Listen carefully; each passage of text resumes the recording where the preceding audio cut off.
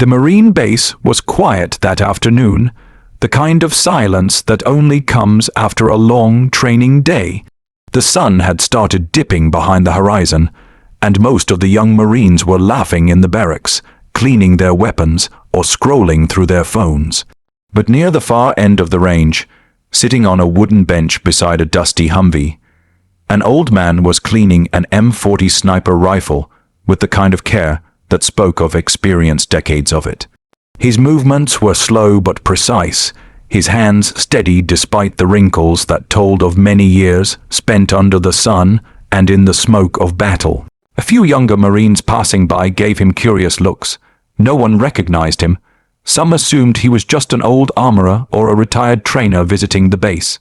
But when the Marine commander, Colonel David Henson, stepped out of his office and saw the scene, something about the old man caught his attention. He stopped walking. The way the man handled that rifle, it wasn't casual and it wasn't for show. It was muscle memory. The same kind of rhythm you only earn after years in the field. Henson began walking closer, curious. The light breeze lifted the old man's cap slightly, revealing a head of silver, gray hair, and a weathered face. His uniform jacket, old and faded, lay folded neatly beside him. On its sleeve an insignia, a patch that made Henson's heart skip a beat. It was the emblem of the 1st Recon Battalion, a legendary Marine unit that had seen some of the hardest combat in Vietnam, Iraq, and Afghanistan. But that wasn't what froze the commander. Below the Recon patch was another, smaller one that almost no one wore anymore. It was the insignia of a secret detachment known only by a few senior officers. A unit disbanded decades ago after a mission that had become the stuff of whispers and classified reports. Henson froze in his tracks, his mind racing back to what he'd read once in the classified archives. That unit, Shadow Recon, was composed of elite snipers trained for missions that didn't officially exist. Their operations were so secret that even the Pentagon rarely admitted they happened. The last man recorded from that unit had gone missing in action in 1983. Yet here he was, sitting calmly on a bench, cleaning an M40 like it was another day in the field. Henson approached slowly. "Sir, may I ask where you got that patch?" The old man didn't look up at first. He continued polishing the rifle's bolt, his voice low and steady. "Earned it a long time ago, son, before most of you were born." Henson stepped closer, studying his face. "You served with Shadow Recon." The old man finally looked up. His eyes were sharp, pale blue, and filled with the kind of memories that men carried only after seeing too much. "Served?" He gave a faint smile. "I built it." For a moment, Henson didn't know what to say. His throat went dry. He had read the reports, the legends, the names. There was one name that stood above them all: Master Gunnery Sergeant Walter Briggs, the man who had trained the first generation of Marine snipers to operate deep behind enemy lines. Officially declared KIA during a covert mission in Beirut, his body was never found. "You're," Henson began, but the old man raised a hand. "Just a ghost, son. That's what the Corps said, right?" He chuckled softly and returned to cleaning the rifle. Each stroke of the cloth slow, deliberate. Been keeping her clean. Old habits die hard. Around them, a few Marines had started gathering, sensing something was happening. They whispered to each other, eyes darting between the commander and the mysterious old man. Henson knelt beside him, looking at the rifle. "That's an M40A1 Vietnam era. How do you still have that?" Briggs nodded. "Carried her through 2 wars and a dozen places you'll never find on a map. She's older than some of your men, but she still hits straight." He paused, then glanced at the commander. "You ever take a shot past 1-200 yards?" "Once," Henson said quietly, "at Camp Pendleton, training exercise. Wind was brutal." Briggs smiled faintly. "Try 1-700 yards, crosswind, 40 knots, on a hillside in the middle of the jungle. 1 shot. Target never knew what hit him." The Marines around them fell silent. The commander could see it now. The way the man held the weapon, the confidence in his tone, the presence. It wasn't arrogance, it was experience, the kind of calm that came from surviving everything. Why come back now? Henson asked finally. After all these years, Briggs exhaled, the sound half sigh, half reflection. I wanted to see what became of the core, the young ones, the new blood, wanted to see if they still had the fire we did. He looked around at the curious faces, smiling faintly. Seems like they do. Then he pulled a small folded paper from his jacket pocket and handed it to Henson. That's the coordinates of something I left buried out east. Training notes, logs. Maybe someone will learn something from them. The Corps should have them, not me. Henson took it reverently, unsure what to say. You're a legend, sir, he said finally. Briggs shook his head. Legends die with the men who make them. I'm just a Marine, same as the rest. He reassembled the rifle with smooth, practiced motions, slung it over his shoulder, and stood. The commander rose with him. For a moment, they stood face to face, past and present, 2 generations of warriors bound by one code. Briggs extended his hand. Take care of them, Colonel. They're good men. Henson shook his hand firmly. Always. The old man nodded, put on his cap, and began walking toward the gate. The setting sun painted his shadow long across the ground. The Marines watched in silence as he disappeared beyond the fence, his figure fading into the orange horizon.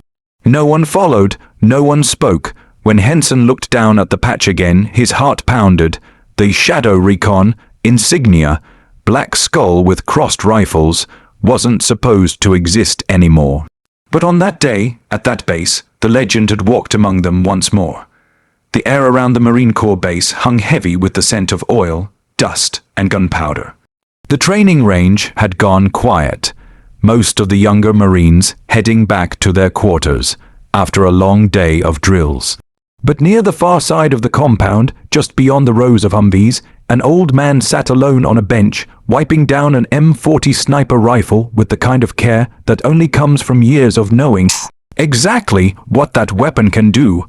His movements were slow but precise, the kind that revealed discipline etched into muscle memory. The fading sun painted his silver hair gold, and for a moment he looked like a ghost from another time, someone who didn't belong in this modern base filled with digital gear and eager young faces.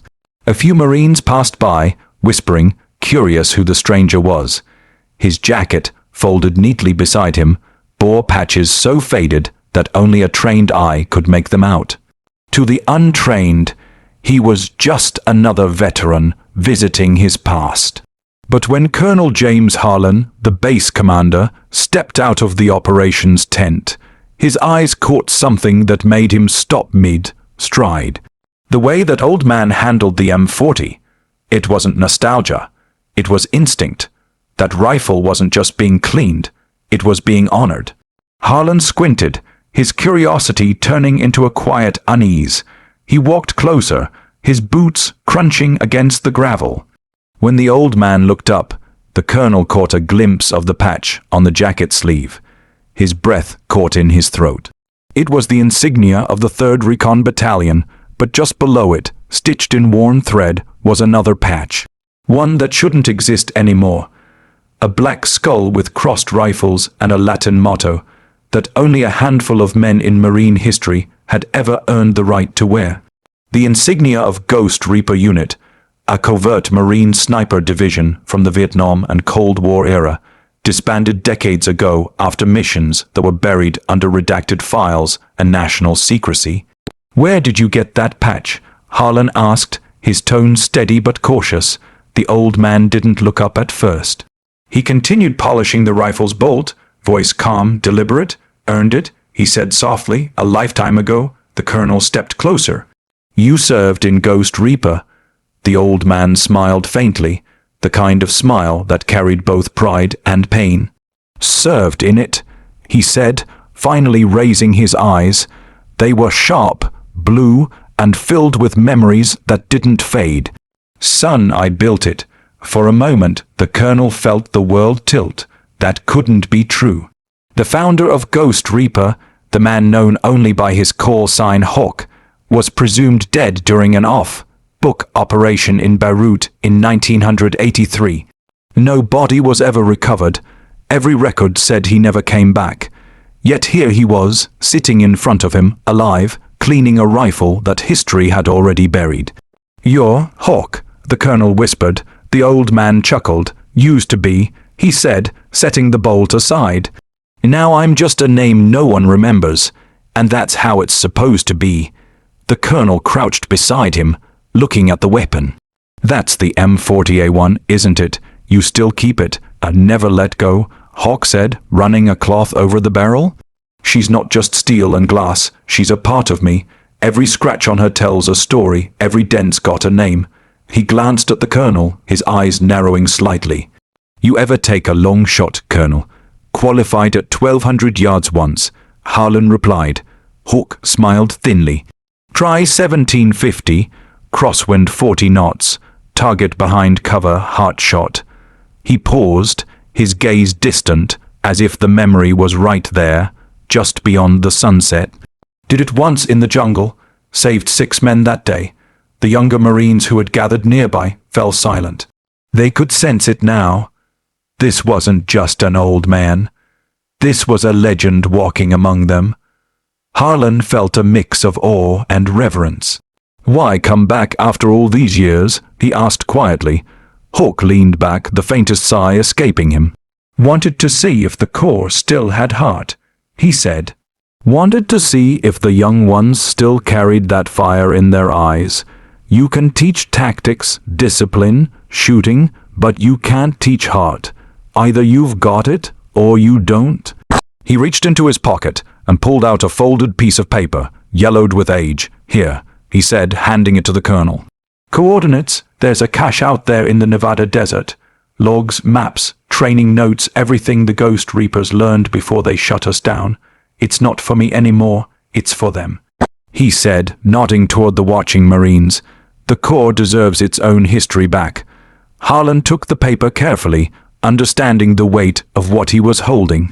"Sir," he said with respect, "you've given more than anyone could ever repay." Hawk shook his head. "Don't thank me. Just make sure the next generation remembers why we fight, not for glory, not for medals, but for the man standing next to you." He began reassembling the rifle, his hands moving with quiet grace. When the last piece clicked into place, he slung it over his shoulder and stood back straight, eyes forward. For a moment, time seemed to blur. The old Marine stood there like a shadow out of history, the sun dipping low behind him, painting the ground in long, golden stripes. Harlan stood too, offering a salute. Hawk returned it, sharp and precise. "Take care of them, Colonel," he said.